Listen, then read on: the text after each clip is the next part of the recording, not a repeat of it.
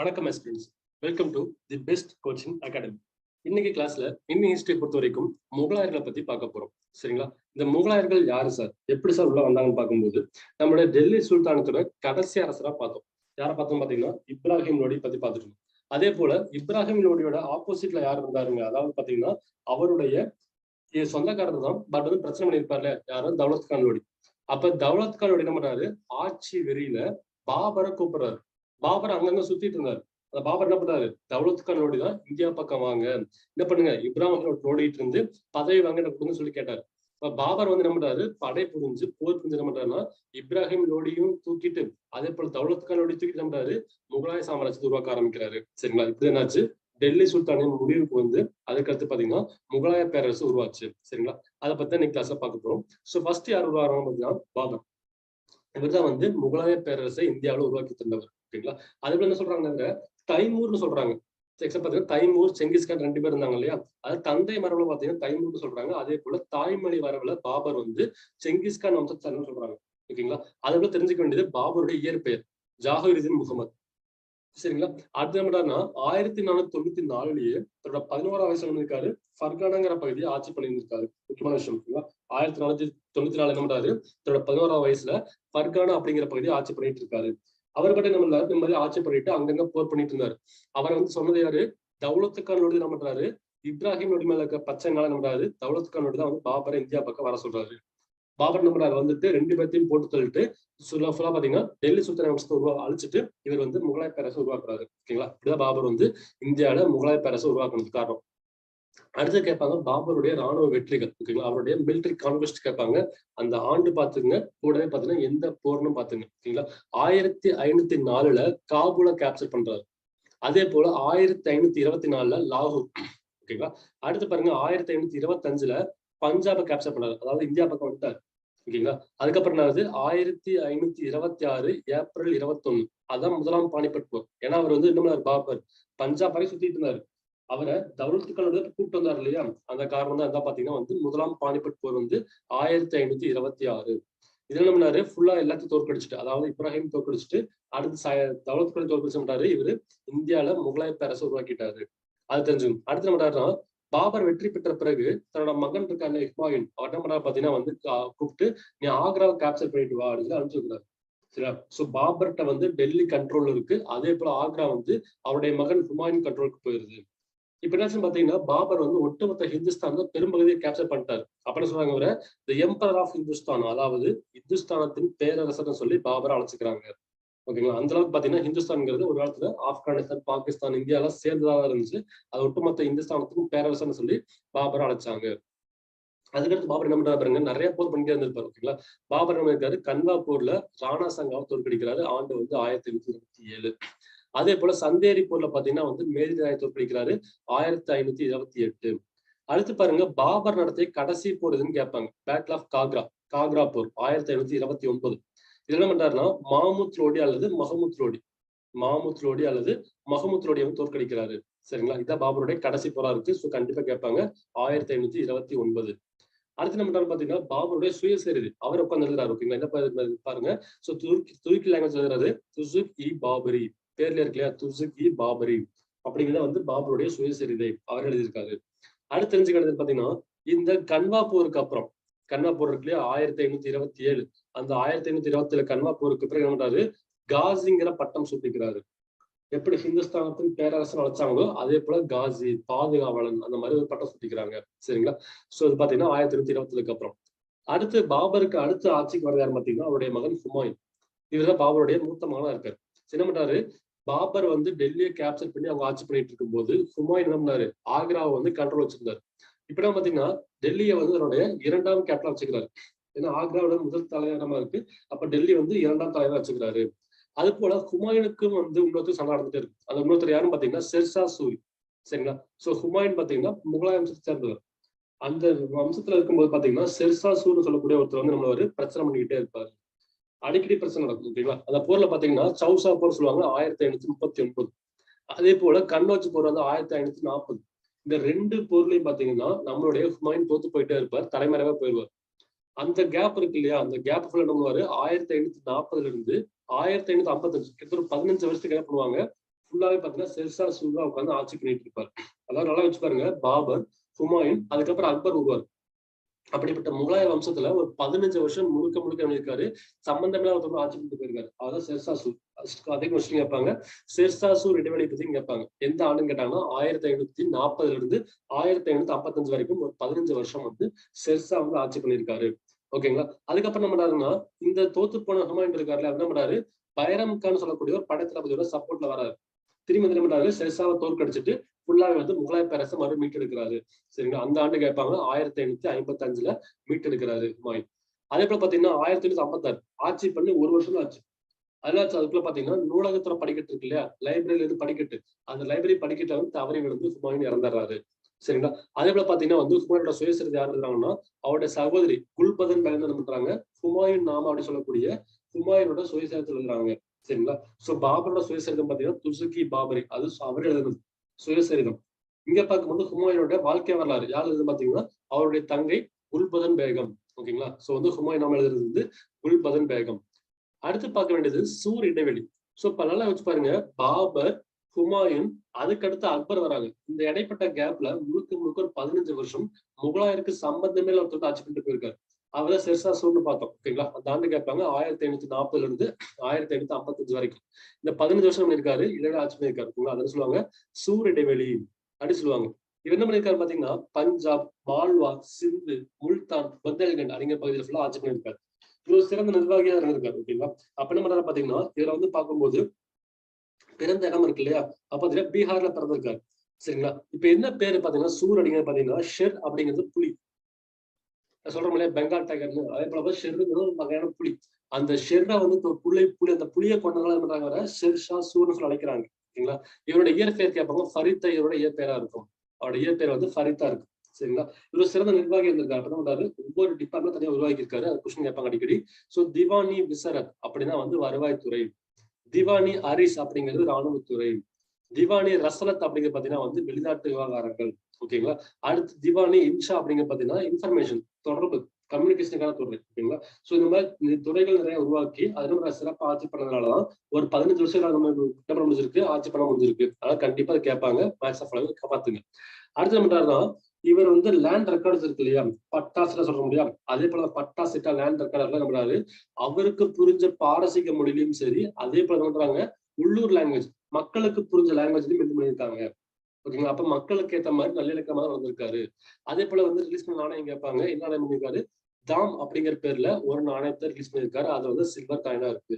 அது போல வந்துட்டு போகக்கூடிய அந்த வியாபாரிகள், பயணிகள் தங்கறதுக்காக சராய் அப்படிங்கிற பேர்ல அந்த ஓய்வு இல்லங்கள், ரெஸ்ட் ஹவுஸ் இருக்கு இல்லையா, அதையும் கட்டி கொடுத்திருக்காரு. இவருடைய இயற்பெயர் ஃபரிதா இருக்கு. செருங்கிற புலி கொண்டதால ஷெர்ஷா சூர்னு சொல்லி அழைக்கிறோம். 15 வருஷம் ஆட்சி பண்ணியிருக்காரு. 1540 இருந்து 1555 வரைக்கும். அந்த நிர்வாகங்கள் ஃபுல்லா பார்த்துங்க, கண்டிப்பா கேட்பாங்க. அடுத்து பாருங்க, இன்னும் ஆட்சி பண்ணிருக்காருன்னா ஹேமச்சந்திரன் ஆட்சி பண்ணிட்டு இருக்காரு. ஷெர்ஷா ஷெர்ஷா, ஹுமாயூன், அதுக்கப்புறம் மணியனாவது ஹேமச்சந்திரன் ஆட்சி பண்ணிட்டு இருக்காரு. இவர் வந்து ஆக்சுவலா பாத்தீங்கன்னா ஒரு ஹிந்து சக்கரவர்த்தியா இருக்காரு. அதுக்கப்புறம் எனக்கு பாத்தீங்கன்னா, அந்த ஹேமச்சந்திரனுக்கும் அக்பருக்கும் போர் நடக்குது. சரி, அக்பர் என்ன பண்றாரு, ஹேமச்சந்திரனை போட்டு தள்ளிட்டு 2ஆம் பானிபட் போர் மூலமா 1556 என்ன பண்றாரு, அக்பர் ஜெயிச்சாரு, ஹேமச்சந்திரன் தோத்தாரு. இப்படி அது ஒட்டுமொத்த முகலாய சாம்ராஜ்யத்தை மறுபடியும் அக்பர் மீட்டெடுக்கிறாரு. சரிங்களா? பாபர் உருவாக்குனாரு, ஹுமாயூன் கிட்ட இருந்து ஷெர்ஷா சூருக்கு போச்சு. அப்புறம் ஹேமச்சந்திரன் ஆட்சி பண்ணிட்டு இருக்காரு. இப்ப என்ன பண்றாரு, அக்பர் திரும்ப வந்து அந்த முகலாய பேரரசை மறுபடியும் உருவாக்குறாரு. அது காரணம் பாத்தீங்கன்னா 1556 2ஆம் பானிபட் போர். இது தோற்கடிக்கப்பட்டது ஹேமச்சந்திரன், ஜெயிச்சது வந்து அக்பர். அப்ப அக்பரை பத்தி பாக்குறோம். என்ன பண்ணிருக்காருன்னு பாத்தீங்கன்னா, பைரம் கானோட சப்போர்ட்ல வந்து என்ன பண்ணிருக்காரு, முழுக்க முழுக்க அந்த ஹேமு தோற்கடிச்சுட்டு ஜெயிச்சிருக்காரு. இதோட படையெடுப்பு நிறைய கேட்க வாய்ப்பு இருக்கு. மால்வா படையெடுப்பு 1561, சித்தோர் படையெடுப்பு பாத்தீங்கன்னா வந்து 1568, ரத்தம்போர் மற்றும் கலிங்கம் படையெடுப்பு பாத்தீங்கன்னா வந்து 1569, குஜராத் படையெடுப்பு 1572, மேவார் படையெடுப்பு 1576. இந்த மாதிரி வந்து நான் பாத்தீங்கன்னா படையெடுப்பு நிறைய நடத்திருப்பாரு. அது மேட்ச் ஃபாலோ கேட்க வாய்ப்பு இருக்கு. அதே போல காஷ்மீர் படையெடுப்பு, சிந்து படையெடுப்பு எல்லாமே பாத்துங்க. ஓகேங்களா? அடுத்து பார்க்கும் என்னன்னா 1572 என்ன பண்றாருன்னா, இவரு குஜராத்தை ஜெயிச்சுட்டு வந்தாரு. அப்ப என்ன பண்றாரு, அவர் வந்துட்டு ஃபதேபூர் சிக்ரின்னு சொல்லக்கூடிய ஊர்ல புலந்தர்வாசா கட்டுறாரு, புலந்தர்வாசாவை கட்டுறாரு. சரிங்களா? அப்ப தெரிஞ்சுக்க வேண்டியது பாத்தீங்கன்னா, இந்த குஜராத் படையெடுப்பு ரொம்ப முக்கியமானது. ஏன்னா அதுக்கப்புறம் நம்ம வந்து புலந்தர்வாசாவை கட்டுறாரு. சோ இந்த மாதிரி ஒரு போர் நடந்த பிறகு ஏதாவது தாக்குதல் இருக்கு இல்லையா, ஒரு தாக்கம் இருக்கு இல்லையா, ஒரு பில்டிங் கட்டுறதா இருக்கட்டும், இல்ல ஒரு பலி கொடுக்கறதா இருக்கட்டும் பண்றாங்க இல்லையா, அப்ப அந்த போர் முக்கியமா இருக்கும். ஸோ அப்படி பார்க்கும்போது குஜராத் படையெடுப்பு 1572 ரொம்ப முக்கியம். அதுக்கப்புறம் நம்ம என்ன ஃபதேபூர் சிக்கல்ல வந்து புலந்தரவாசா கட்டுறாரு. ஓகேங்களா. அடுத்து பார்க்கறது என்னன்னா, இவர் வந்து ராஜபுத்திர ஆட்சியாளர் இருப்பார், அவர் பேர் ஃபர்மால். அந்த ஃபர்மாலோட மகள் பாத்தீங்கன்னா வந்து ஹர்காபாய், அவர் வந்து கட்டிக்கிறாரு. ஓகேங்களா. சோ அந்த ஹர்காபாய் என்ன சொல்ற நம்ம வரலாற்றுல ஜோதாபாய்னு சொல்லுவோம் இல்லையா, அவங்கதான். சோ ஜோதா அக்பர் படம் பார்த்திருப்போம். அந்த ஜோதாபாயோட உண்மையான பேர் பாத்தீங்கன்னா ஹர்காபாய். அவர் யாரு? பர்மாலோடைய மகளா இருக்காங்க. சரிங்களா. அப்படின்னு பாத்தீங்கன்னா இந்த ஜோதாபாய் பார்க்கும்போது, அதாவது ஹர்காபாய் பார்க்கும்போது பாத்தீங்கன்னா ஒரு ஹிந்து, அக்பர் ஒரு முஸ்லீம். அப்ப என்ன பண்றாருன்னா, அவர் வந்து ஹிந்துவோட ஃபீலிங்கை புரிஞ்சுக்கிறாரு. உண்மையாவே அவங்களுக்கு கடவுள் நம்பிக்கை இருக்கு, அது தனிப்பட்ட சுதந்திரம் புரிஞ்சுக்கிறாரு. அப்ப என்ன பண்றாரு, ஜிசியா டாக்ஸ ஒழிக்கிறாரு. சரிங்களா. ஜிசியான்னு சொல்லக்கூடிய ஒரு டாக்ஸ ஒழிக்கிறாரு. சோ ஜிசியா டாக்ஸ் அப்படிங்கிறது பாத்தீங்கன்னா, அது முழுக்க முழுக்க ஹிந்துக்கள் புனித யாத்திரை போகும்போது கட்ட வேண்டிய டாக்ஸ். அதாவது என்ன பண்றாங்கன்னா, இப்ப காசிக்கு போறோம் சார், ராமேஸ்வரம் போறோம் சார் செய்ய போனோம், நம்ம வந்து ஹிந்துக்கள் பே பண்ணிட்டு தான் அங்கிருந்து புனித யாத்திரைக்கு போக முடியும். அது ஒரு கொடுமையான விஷயம் தான் சொல்ல போனா. சரி, அப்புறம் பண்றாரு, அந்த ஹிந்துக்களுக்கும் கடவுள் நம்பிக்கை இருக்குன்னு புரிஞ்சுக்கிட்டு அந்த ஜிசியா டாக்ஸை வந்து ரிமூவ் பண்ணது யாருன்னு பாத்தீங்கன்னா அக்பர்னு கேட்பாங்க. ஓகேங்களா. அதே போல நேத்தே பார்த்திருப்போம், ஜிசியா டாக்ஸை போட்டது நிறைய பேர் போட்டு இருப்பாங்க. யாரு? குத்புதீன் ஐபக், ஃபெரோஸ் துக்ளக், சிக்கந்தர் லோடி, அடுத்து பாத்தீங்கன்னா வந்து அவுரங்கசீப், இதெல்லாம் பாத்தீங்கன்னா ஜிசியா டாக்ஸை போட்டவங்க. ஜிசியா டாக்ஸை தடை செய்தது பாத்தீங்கன்னா அக்பர். ஓகேங்களா. அது தெரிஞ்சுங்க. அதே போல என்ன பண்றாரு, எல்லா மக்களும் நல்லா இருக்கணும், எல்லா மக்களும் அமைதியா ஒன்னா இருக்கணும் என்ன பண்றாரு, ஒரு கான்செப்ட் உருவாக்குறாரு. அதாவது சுல் ஈக்குல் அப்படிங்கிற ஒரு கான்செப்ட் உருவாக்குறாரு. அதாவது எல்லாருக்கும் அமைதி அப்படிங்கறதா வந்து கான்செப்ட். சுல் ஈக்குல் அப்படிங்கிற கொள்கை என்ன உருவாக்குறாரு. அது மட்டும் இல்லாம அந்த கொள்கையை நிலைநாட்டுறதுக்காக ஃபதேபூர் சிக்ரி என்ன பண்றாரு, இபாதத் கானா அப்படிங்கிற பேர்ல ஒரு தொழுகை மண்டபம், ஒரு பிரேயர் ஹால் ஆரம்பிக்கிறார். எல்லா மக்களும் சமம் தான், அந்த கான்செப்ட் வந்து சுல் ஈக்குல். அதை நிலைநாட்டுறதுக்கு என்ன பண்றாரு, சோ வந்து ஒரு பிரேயர் ஹால் கட்டுறாரு. அது பேர் வந்து இபாதத் கானா. கட்டப்பட்ட இடம் பாத்தீங்கன்னா ஃபதேபூர் சிக்ரி. அதே போல பாத்தீங்கன்னா ஒரு மதத்தை உருவாக்குறாரு, தீன் இ இலாஹி. தீன் இ இலாஹி அப்படிங்கிற பேர்ல ஒரு மத உலகம் உருவாக்குறாரு. சரிங்களா. அதுவும் தெரிஞ்சுங்க. அது உருவாக்குறாருன்னு கேட்டாங்கன்னா வந்து அக்பர். ஓகேவா. அதே போல பாத்தீங்கன்னா இவரோட அவையில வந்து நவரத்னம் சொல்லக்கூடிய 9 அறிஞர்கள் இருந்தாங்க. இதுக்கு முன்னாடி பார்த்த சந்திரகுப்தர்கள். ஓகேங்களா. சந்திரகுப்தர் காலத்துல என்ன பண்ணாங்க பாத்தீங்கன்னா வந்து 2ல வந்து நவரத்னா இருந்தாங்க. அதே போல இங்க நம்ம இருக்காங்க, தோடர்மால், அபுல் ஃபசல், ஃபைசி, பீர்பால், தான்சன், அப்துல் ரஹீம் கானா, ஈகானா. ஓகேவா. முல்லா டோபியாசா, ராஜா மான் சிங், ஃபகீர் அஜியோதீன் அப்படிங்கிற பேர்ல 9 அறிஞர்கள் இருந்திருக்காங்க. சரிங்க. அதுவும் பாத்துங்க. அடுத்த மணி அக்டோபர்ல வந்து அக்டோபர் 27, 1605 ஒரு வயிற்றுப்போக்கின் காரணமாக டிசென்ட் காரணமாக அக்பர் வந்து இறந்து போறாரு. இவரோட என்ன பண்றாங்க, ஆக்ரால கொண்டு போய் சிக்கந்தரால இருக்கக்கூடிய அவரை கல்லறையில வந்து அடக்கம் பண்ணிடுறாங்க. சரிங்களா. அப்ப தெரிஞ்சுக்க வேண்டியது பாத்தீங்கன்னா ஜிசியா டாக்ஸ் தடுத்திருக்காரு. அதே போல என்னென்ன போர் பண்ணிருக்கான்னு தெரிஞ்சுங்க. அவரோட மத கான்செப்ட் பாத்தீங்கன்னா தீன் இ இலாஹி, அனைவருக்கும் அமைதி அப்படிங்கிறது வந்து சுல் ஈக்குல். அதுக்காக கட்டின பில்டிங் பாத்தீங்கன்னா பிரேயர் ஹாலுக்கு வந்து இபாதத் கானான்னு பேரு.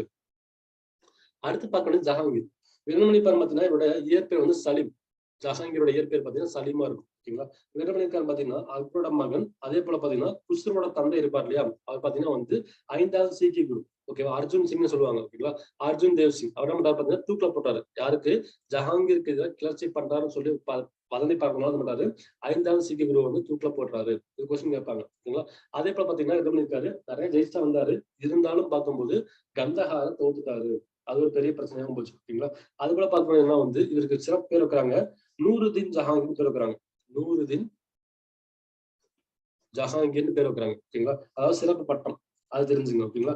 அடுத்து தெரிஞ்சுக்க வேண்டிய பாத்தீங்கன்னா வந்து ஜஹாங்கீர் என்ன இருக்காரு, மெஹர் நிஷாவை 1611 மணக்கிறாரு.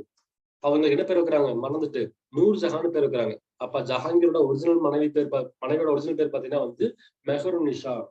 அத வந்து என்ன பண்றாரு இவரு, சோ நூர் ஜஹான்னு சொல்லி பட்டம் கொடுக்குறாரு. ஓகேங்களா. அதுவும் தெரிஞ்சுங்க.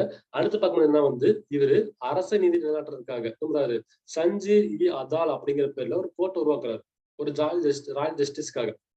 நம்ம கேள்விப்பட்ட முடியாது, மனுநீதி சோழன் காலத்துல நம்ம ஒரு மணியை கட்டி ஒரு கயிறு கட்டி விட்டுருந்தாங்க இல்லையா, அதே போல சோ மக்களுடைய நீதி வழங்குறதுக்காக என்ன பண்றாரு, சஞ்சீர் இ அதால் அப்படிங்கிற பேர்ல ஒரு நீதிமன்றத்தை உருவாக்குறாரு ஆக்ரா கோட்டையில. யாருன்னு கேட்டாங்கன்னா வந்து ஜஹாங்கீர். ஓகேங்களா. அடுத்து முக்கியமான விஷயம் கேட்பாங்க பாத்தீங்கன்னா, கேப்டன் ஹாக்கின்ஸ் மற்றும் சர் தாமஸ் மன்றோ என்ன பண்றாங்க பாத்தீங்கன்னா வந்து சர் தாமஸ் ரோவும் கேப்டன் ஹாக்கின்ஸும் வந்து ஜஹாங்கீர் காலத்துல வந்து அரசவைக்கு வந்துட்டு போயிருக்காங்க. இந்த மாதிரி வெளிநாட்டு பயனோட குறிப்பு முக்கியம். ஏன்னா அவங்க வந்துட்டு போற பிறகுதான் பாத்தீங்கன்னா ஒரு அக்ரிமெண்ட் போட்டிருப்பாங்க, ஒரு ஃபேக்டரி கட்டியிருப்பாங்க, அது நடந்திருக்கு இல்லையா. அப்ப வந்து கண்டிப்பா முக்கியம். அது ரெண்டையும் பாத்துங்க. அடுத்து ஷாஜகான் வராரு. சரிங்களா.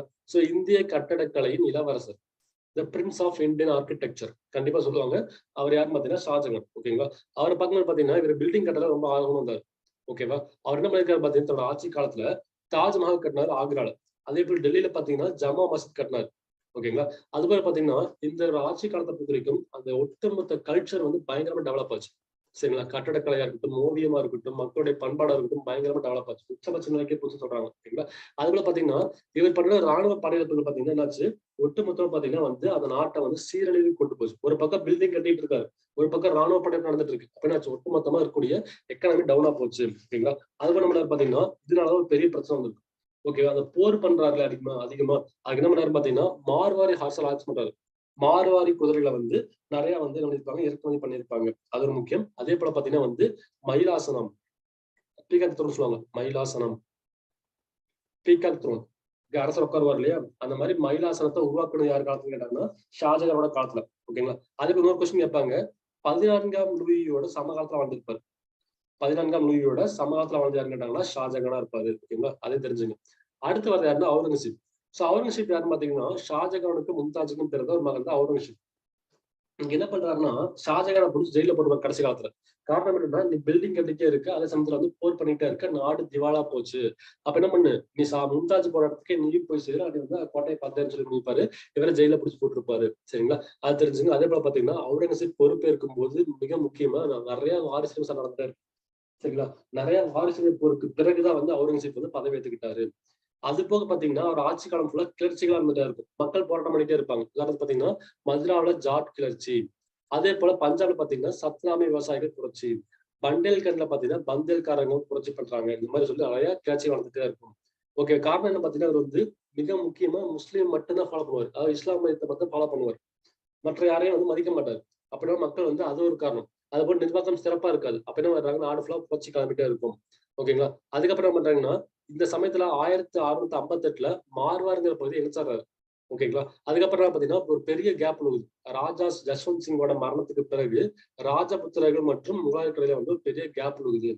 அது போல என்ன பண்றாரு பாத்தீங்கன்னா அவுரங்கசீப் பொறுத்த வரைக்கும் 9th சீக்கிய குருவா இருக்கக்கூடிய குரு தேக் பகதூரை வந்து கொன்னறாரு, தூக்கில போட்டுறாரு. இது ஒரு பெரிய பிரச்சனையா போகும். ஓகேங்களா. அப்படின்னா பாத்தீங்கன்னா அவுரங்கசீப் ஆட்சி காலம் ஃபுல்லாவே கலவரத்தோடயே போச்சு. ஓகே.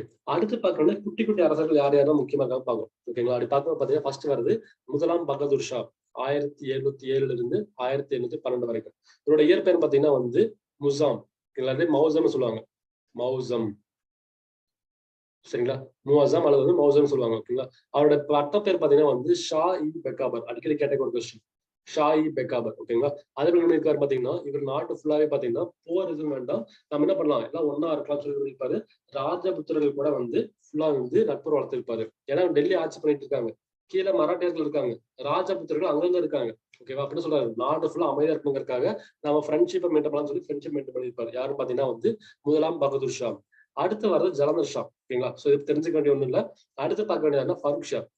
இவரை பண்ணதான் பெரிய விஷயம். என்ன பண்ணாரு பாத்தீங்கன்னா sir John சர்மேஷன், sir John மேஷன், sir John சர்மேஷன், sir John சர்மேஷன் அப்படிங்கிற ஒருத்தர் இடமனகாரர்கள் பாத்தீங்கன்னா முழுக்க முழுக்க ஈஸ்ட் இந்தியா கம்பெனி, கிழக்கு இந்தியா கம்பெனி இருக்கு இல்லையா, அவங்க என்ன பண்றாங்க, இந்தியா முழுக்க வணிகம் பண்றாங்க. அதாவது இந்தியா முழுக்க மீன்ஸ் இவருடைய கண்ட்ரோல் இருக்க ஃபருக் ஷாவோட கண்ட்ரோல் முழுக்க இருக்கக்கூடிய ஏரியால வணிகம் பண்ணலாம் அப்படிங்கறதுக்கான ஒரு பர்மிஷன் தராரு. ஓகே. அது சொல்லுவாங்க பாத்தீங்கன்னா கோல்டன் ஃபெர்மான். சரிங்களா. எனது ஆட்சிக்கு உட்பட்ட பகுதியில் என்ன பண்ணலாம், நீங்க தாராளமா வந்து இலவச வர்த்தகம் பண்ணலாம் அப்படின்னு சொல்லி 1717ல ஈஸ்ட் இந்தியா கம்பெனிக்கு கோல்டன் ஃபர்மான் கொடுத்தது யாருன்னு கேட்டாங்கன்னா ஃபருக் ஷா. அந்த கோல்டன் ஃபர்மான் சொல்லுவாங்க மேக்னா கார்ட்டா ஆஃப் ஈஸ்ட் இந்தியா கம்பெனி, மேக்னா கார்ட்டா ஆஃப் ஈஸ்ட் இந்தியா கம்பெனி அப்படின்னு சொல்லுவாங்க. ரொம்ப முக்கியம். ஏன்னா இவரு கோல்டன் ஃபர்மான் கொடுத்ததுனால என்னாச்சு, அந்த ஆங்கிலேய ஆட்சி வந்து இங்க உருவாக காரணமா இருந்துச்சு. சரிங்களா. அப்ப ஃபருக் ஷா வந்து 1717ல ஈஸ்ட் இந்தியா கம்பெனிக்காக இலவச வர்த்தகத்துக்காக என்ன பண்றாரு, சோ ஃப்ரீ ட்ரேட் பண்ண சொல்லி வந்து கோல்டன் ஃபர்மான் கொடுக்குறாரு. அதெல்லாம் சொல்றாங்க மேக்னா கார்ட்டா ஆஃப் ஈஸ்ட் இந்தியா கம்பெனி சொல்றாங்க. ஓகேவா. சோ அடுத்து பார்க்க வேண்டியது யாருன்னா முகமது ஷா.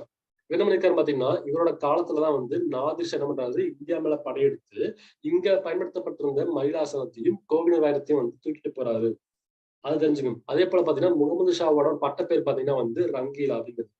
சோ மயிலாசனத்தை பயன்படுத்தி உருவாக்குனது யாருன்னு பாத்தீங்கன்னா வந்து ஷாஜகான். அது யாருடைய காலத்துல கொள்ளை போச்சுன்னு கேட்பாங்க. சோ பாத்தீங்கன்னா முகமது ஷா காலத்துல கொள்ளை போயிருக்கு, தூக்கிட்டு போனது யாருன்னா நாதிர் ஷா. இந்த மாதிரி கொஸ்டின் கேட்பாங்க பாத்துங்க. ஓகேங்களா. சோ அடுத்து வர யாருன்னா அகமது ஷா. அவரை பத்தி தெரிஞ்சுக்க அந்த ஒண்ணும் கிடையாது. சோ ஆலம்கீர். ஆலம்கீர் பாக்குறாங்கன்னா பானிபட் போர் 3 நடக்கும். ஓகேங்களா. இந்த பானிபட் மூடு என்ன பாத்தீங்கன்னா அகமது ஷா இருக்காருல்லையா, அவர் என்ன பண்ணாரு, டெல்லியை கேப்சர் பண்ணி டெல்லி ஃபுல்லா என்ன பேர் பாத்தீங்கன்னா ஆக்கிரமிச்சிருவார். அது யாருடைய காலம் கேட்டாலும் ஆலம்கீரோட காலம். ஆலம்கீர் காலத்துல 3ஆம் பானிபட் போறப்ப என்ன பண்றாரு, அகமது ஷாக்கும் ஆலம்கீருக்கும் நடுல போர் நடக்குது. அந்த போர் என்ன பாத்தீங்கன்னா ஆலம்கீர் தோத்துருவாரு, அகமது ஷா ஜெயிச்சிருவாரு. இதை தெரிஞ்சுங்க. அடுத்து பாத்தீங்கன்னா ஷா ஆலம் 2 இங்கே நடக்கும் பாத்தீங்கன்னா பக்ஷார் போர் நடக்கும் 1764. அடிக்கடி கேட்பாங்க ஓகேங்களா. பக்ஷார் போர் 1764. அதே போல 1ஆம் பானிபட் போர், 2ஆம் பானிபட் போர், 3ஆம் பானிபட் போரை பார்த்தாங்க. ஓகேங்களா. சோ ஷா ஆலம் 2 இருக்காரு, அவரோட காலத்துல பாத்தீங்கன்னா பக்ஷார் போர் நடக்கும் 1764. அடுத்து பாத்தீங்கன்னா சொல்றாங்கன்னா அலகாபாத் ட்ரீட்டி 1765 என்ன பண்றாங்கன்னா அலகாபாத் ட்ரீட்டி போடுறாங்க. காரணம் என்னாச்சுன்னா ஷா ஆலம் 2 தோத்து போயிருப்பாரு. அப்ப ஈஸ்ட் இந்தியா கம்பெனி என்ன சொல்றாங்கன்னா இவர் தான் டெல்லியோட அரசர், யாரு, ஷா ஆலம் 2. ஆனா என்ன சொல்றாங்க, 12 வருஷத்துக்கு டெல்லிக்குள்ள நுழையக்கூடாது அப்படின்னு பண்றாங்க. இவர் ஒதுக்கி வச்சுக்கிறாங்க. அந்த அளவுக்கு என்னாச்சு, ஈஸ்ட் இந்தியா கம்பெனி ஃபேமஸ் ஆக ஆரம்பிச்சிட்டாங்க. வெள்ளக்கார ஆட்சி உருவாக ஆரம்பிச்சிருச்சு. சரிங்களா. அப்ப கேட்பாங்க 12 ஆண்டுகளுக்கு டெல்லிக்கு நுழையக்கூடாது என்ற தடை விதிக்கப்பட்டது யாருன்னு கேட்டாங்கன்னா ஷா ஆலம் 2. எந்த போரோட முடிவுல, பக்ஷார் போர் முடிவு 1764. அதுல போட்ட ட்ரிக் பாத்தீங்கன்னா அலகாபாத் ஒப்பந்தம் 1765. ஓகேங்களா. அடுத்து வர யாருன்னா 2ஆம் அக்பர். என்ன சொல்றாரு, 2ஆம் அக்பர் தான் பாத்தீங்கன்னா ஈஸ்ட் இந்தியா கம்பெனிட்ட பென்ஷன் வாங்கியிருக்காரு. சரிங்களா. ரொம்ப கொடுமையான விஷயம். ஒரு காலத்துல பாத்தீங்கன்னா முகலாய பேரரசு பாபர் உருவாக்கும் போது பெரிய பரவ சாம்ராஜ்யமா இருந்துச்சு. அதுக்கப்புறம் என்னாச்சு பாத்தீங்க, வெள்ளக்காரன் புகழ் பரவிட்டே இருக்கு, அவங்க ஆட்சி பரவிட்டே இருக்கு. நம்முடைய முகலாயர் ஆட்சி தோல்வி எடுத்துட்டே இருக்கு, வீழ்ச்சி காணிட்டே இருக்கு. ஓகே. அப்ப என்ன பாத்தீங்க, ஒரு அரசர் ஈஸ்ட் இந்தியா கம்பெனி பென்ஷன் வாங்கிட்டு இருக்காப்ல, அந்த அளவுக்கு மோசமா போயிடுச்சு நிலைமை. ஓகேங்களா. அப்ப பாத்தீங்கன்னா பென்ஷன் வாங்க யாருன்னு கேட்டாங்கன்னா 2ஆம் அக்பர். அவர் என்ன இருக்காருன்னா, நான் சொல்றோம் இல்லையா, ராஜா ராம் மோகன் ராய். அவரோட உண்மையான பேர் ராம் மோகன் ராய் தான். அவருக்கு ராஜா அப்படின்னு பட்டம் கொடுத்தாரு பாத்தீங்கன்னா 2ஆம் அக்பர். கேட்பாங்க. சரிங்களா. அது தெரிஞ்சுங்க. அடுத்து வர பாத்தீங்கன்னா 2ஆம் பகதூர் ஷா. என்னுடைய புனை பேர் பார்க்கும்போது ஜாஃபர்னு சொல்லுவாங்க. சரிங்களா. சோ 1857 மங்கள் பாண்டே புரட்சி அப்ப கடைசி முகலாய பேரரசர் யார் பாத்தீங்கன்னா 2ஆம் பகதூர் ஷா தான். அவர் என்ன பண்ணுவாங்க பாத்தீங்கன்னா, ஓகே அரசர்களுக்கு இருக்கு பெரிய பிரச்சனை சொல்லி பண்ணுவாங்க, ஈஸ்ட் இந்தியா கம்பெனி நாடு கடத்திடுவாங்க. எங்க கடத்துறாங்கன்னா 1862 ரங்கூனுக்கு நாடு கடத்திடுறாங்க. அங்க போய் இறந்துருவார். ஓகேங்களா. அப்ப கடைசி முகலாய பேரரசு யாருன்னா 2ஆம் பகதூர் ஷா. அவரோட நிக்நேம் பாத்தீங்கன்னா ஜாஃபர் சொல்லுவாங்க. ஓகேங்களா. சோ இப்ப என்னாச்சு பாத்தீங்கன்னா, பாபர் ஆரம்பிச்ச ஆட்சி கடைசியா 2ஆம் பகதூர் ஷாவோட முடிவுக்கு வந்துருச்சு. அவரோட ஆட்சி நிர்வாகம் எப்படின்னு பார்க்க போறோம். ஓகேங்களா. சோ பார்க்கும்போது வேளாண்மைக்கு பண்ணிருக்காங்க. சோ ப்ரொடக்ஷன்ல 1/3 டாக்ஸ் போட்டிருக்காங்க. அதுவும் பாருங்க, பார்லி, பருப்பு, அரிசி, கோதுமை எல்லாமே பயிரிட்டு இருக்காங்க. ஓகேங்களா. அதே போல இண்டிகோ, எண்ணெய் வித்துக்கள், பருத்தி, கரும்பு எல்லாமே இருக்காங்க, எக்ஸ்ட்ரா கல்டிவேட் பண்ணிருக்காங்க. அதே போல புதுசா 2 பயிர் எக்ஸ்ட்ரா உள்ள வருது இந்தியாவுக்குள்ள. என்ன பயிர்னு பாருங்க, புகையிலையும் சோளமும். அதாவது டொபாக்கோ இருக்குல்ல, டொபாக்கோ மெய்ஸும் பாத்தீங்கன்னா முகலாயர் காலத்துலதான் இந்தியாவுக்குள்ள வந்திருக்கு. அது தெரிஞ்சுங்க. ஓகேங்களா. புதுசா இந்தியாவுக்குள்ள வர்றது பாத்தீங்கன்னா டொபாக்கோவும் சோளமும் இருந்திருக்கு. ஓகேங்களா. அதுல பண்றாங்க அரிசி, சர்க்கரை எல்லாமே ரத்த நாட்டுக்கு ஏற்றுமதி பண்றாங்க. ஓகே. அடுத்த வர்த்தகம் பார்க்கும்போது மொத்தம் 3 விதமான சொல்றாங்க. என்னன்னா சேத் மற்றும் போரா அப்படிங்கிறவங்க ரொம்ப லாங் டிஸ்டன்ஸ் டிராவல் பண்ணக்கூடிய ட்ரேடர்ஸ், சேத் மற்றும் போரா. அதே போல பேனிக் அப்படிங்கிற பாத்தீங்கன்னா உள்ளூர்லயே வணிகம் பண்ணக்கூடியவங்க. ஓகேங்களா. அடுத்து பஞ்சாராக்கள் அப்படின்னு சொல்ல என்ன பண்ணுவாங்கன்னா, ஒரு ஒட்டுமொத்தமா கேங் பாத்தீங்கன்னா ஒரு பெரிய பல்கா பார்சல் கட்டி ஒவ்வொருக்கும் கொண்டு போவாங்க. சரி, என்ன பண்ணுவாங்க, ஒரு மாட்டு வண்டியோ இல்ல குதிரை வண்டியோ எடுத்துக்கிட்டாங்கன்னா பெரிய பார்சலை கட்டி பல்கா கட்டுறாங்க இல்லையா, பல்கா கட்டி பண்ணுவாங்க ஒவ்வொரு ஊருக்கு சேல்ஸ் பண்ணுவாங்க. அவங்க பஞ்சாராக்கள் சொல்லுவாங்க. ஓகேங்களா. சோ அந்த மாதிரி பண்றோம் பஞ்சாராக்கள் அவங்க பண்ணிருக்காங்க. சோ எருதுகள் முதுகு கட்டியிருக்காங்க. அதே போல படகு வழியாவும் பயணம் பண்ணி பொருட்களை வித்திருக்காங்க. அதுவும் பாத்தீங்கன்னா இந்த காலத்துல வங்காளத்துக்கு பண்ணிருக்காங்கன்னா சர்க்கரை, அரிசி எல்லாமே ஏற்றுமதி பண்ணியிருக்காங்க. பட்டை ஏற்றுமதி பண்ணியிருக்காங்க. அடுத்து குஜராத் இருக்கு இல்லையா, அது இருக்கு. அது இந்தியாவுடைய குறிப்பா முகலாய வம்சத்துடைய என்ட்ரி பாயிண்டா இருக்கு. ஓகேங்களா. அது தெரிஞ்சுங்க. இங்க இருந்து என்ன பட்டு, ஜவுளி எல்லாமே ஏற்றுமதி செய்யப்பட்டிருக்கு. ஓகேங்களா. குஜராத். அடுத்து பார்க்கும்போது கலை இலக்கியம் ரொம்ப முக்கியம். அக்பரோட ஆட்சி காலத்துல என்னாச்சுன்னு பாத்தீங்கன்னா முழுக்க பாரசீக மொழி ஃபேமஸா இருந்துச்சு. அதுபோக பாத்தீங்கன்னா புக் எழுதிருக்காங்க பாருங்க, அபுல் ஃபசல் எழுதிய அக்பரி. அதே போல அக்பர் நாமா, இந்த புக் 2 முக்கியம். அக்பரி மற்றும் அக்பர் நாமா எழுதுன்னு பாத்தீங்கன்னா அபுல் ஃபசல். அதே போல ஜஹாங்கீரோட சுயசரிதை பார்த்தா துசுகி ஜஹாங்கீரி, அதுவும் முக்கியம். ஷாஜகான் நாமம், ஷாஜகானோட வாழ்க்கை வரலாறு, அதுல இருந்து பாத்தீங்கன்னா இனாயத் கான். அதே போல பாத்தீங்கன்னா இந்த காலத்துல தாராஷிகோ என்ன பண்றாரு, பகவத்கீதை மற்றும் உபனிஷத்தை பாரசீக மொழியில மொழிபெயர்க்கிறாரு தாராஷிகோ. அதே போல பாத்தீங்கன்னா துளசிசாக இருந்த ராமாயணம் இருக்காங்க, ராம சரித்திர மனசுங்கிற பேர்ல ஹிந்தியில டிரான்ஸ்லேட் பண்றாங்க. அதுவும் முக்கியமான இருக்கும். ஓகேங்களா. அதை பாத்துங்க. அடுத்து பாத்தீங்கன்னா கலைக்கட்டளை பத்தி பாக்குறோம். சோ ஷாஜகான் இருக்காரு. ஷாஜகான் பாத்தீங்கன்னா தாஜ்மஹால் கட்டியிருக்காரு. 1632 இருந்து 1653 வரைக்கும் இருக்காரு. தாஜ்மஹால் மும்தாஜ் கட்டியிருந்தாரு. அது பாத்தீங்கன்னா ஆக்ரால இருக்கு. அதே போல செங்கோட்டை, சரிங்களா, இப்ப குடியேற்றுறாங்க இல்லையா, அது செங்கோட்டை தான். ஓகேங்களா, இன்னொன்னு இருக்காங்க பாத்தீங்கன்னா, ஷாஜகான் இருக்காரு, தன்னோட கேபிட்டலை ஆக்ரால இருந்து டெல்லிக்கு மாத்த நினைச்சாரு. அவர் மாத்தும் போது பாத்தீங்கன்னா உருவாக்கப்பட்ட பில்டிங் தான் பாத்தீங்கன்னா செங்கோட்டையா இருக்கு. சரிங்களா, அடுத்து பார்க்கும்போது ஷாலிமார் கார்டன். சோ 40 ஏக்கர்ல என்ன பண்ணிருப்பாங்க, பெரிய கார்டன் போல ஷாஜகான். ஓகேங்களா, அதான் வந்து 1642 போட்டது. அது பேர் ஷாலிமார் கார்டன் சொல்லுவாங்க. சரிங்களா, முகலாய தோட்டம் சொல்லுவாங்க அதை. அடுத்து பார்க்கணும்னா ஜம்மா மஸ்ஜித். இதை கட்டணம் நம்மளுடைய ஷாஜகான் தான். ஆண்டு வந்து 1656. ஓகேங்களா, அடுத்தது பதாஷி மாஸ்க், பதாசி மசூதின்னு சொல்லுவாங்க. ஓகேங்களா, கட்டப்பட்டது பாத்தீங்கன்னா 1673 கட்டி முடிக்கிறாங்க. இதுதான் வந்து என்னாச்சு, அந்த காலத்துல பார்க்கும்போது இதற்கிடையே உலக பெரிய மசூதியா இருந்துச்சு. ஓகேங்களா, இது யாரோட காலத்துல கட்டப்பட்டதுன்னு பாத்தீங்கன்னா அவுரங்கசீப் காலத்துல கட்டப்பட்டது. பதாசி மார்க் காலம் கட்டப்பட்ட ஆண்டு பாத்தீங்கன்னா 1673, அவுரங்கசீப் ஆட்சி காலம். அடுத்து ஹுமாயூன் டோம், அதாவது பாத்தீங்கன்னா ஹுமாயூனோட கல்லறை. 1570 என்ன பண்றாங்கன்னா, ஹுமாயூன் இறந்ததுக்கு அப்புறம் அவருக்கு வந்து கல்லறை கட்டி வச்சாங்க. அது வந்து என்ன பண்றாங்க, வேர்ல்டு ஹெரிடேஜ் சைட், ஓகேங்களா, உலக தொல்பொருள் தளம் சொல்லுவாங்க இல்லையா, அப்படி என்ன பண்றாங்கன்னா 1993 யுனெஸ்கோ அங்கீகரிச்சாங்க. அதுக்கடுத்து பாத்தீங்கன்னா கட்டடக்கலை பொறுத்த வரைக்கும் ஷாஜகானோட பில்டிங் வந்து எப்ப கட்டப்பட்டது எல்லாம் பாத்துங்க. ஹுமாயூன் டோம் வந்து 1570 கட்டப்பட்டிருக்கு. அது அங்கீகரிச்ச ஆண்டு வந்து 1993 அங்கீகரிச்சிருக்காங்க. சோ அது மொத்தம் பாத்தீங்கன்னா பாபர் ஆரம்பிச்ச இந்த முகலாய வம்சம் என்னாச்சு, இரண்டாம் பகதூர் காலத்துல வந்து ஆட்சிக்கு முடிவு வந்துருச்சு. ஒவ்வொருத்தர பட்ட பேர் பாத்துங்க, என்னென்ன போர்னு பாத்துங்க. அதே போல புக்ஸ் பேர் இருக்கு இல்லையா, அந்த சுயசரிதை பேருக்குலாம் முக்கியம். ஓகேங்களா, சோ இந்த ஆஸ்பெக்ட்ல படிங்க, கண்டிப்பா எக்ஸாம் யூஸ்ஃபுல்லா இருக்கும். Thank you so much.